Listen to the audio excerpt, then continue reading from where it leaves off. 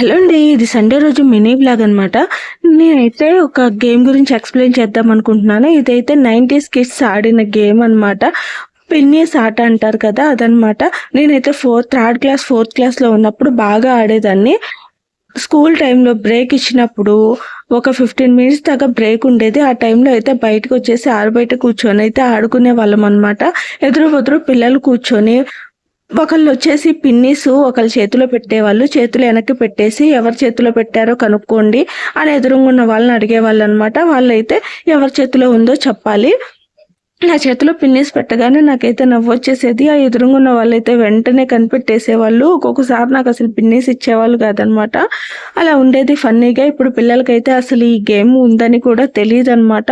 మరి మీలో ఎంతమంది ఈ గేమ్ గురించి తెలుసు నాకైతే కామెంట్ చేయండి. వీడియో నచ్చితే మాత్రం లైక్ చేయండి. అలాగే మన ఛానల్‌ని సబ్స్క్రైబ్ చేసుకోండి. ఉంటాను మరి.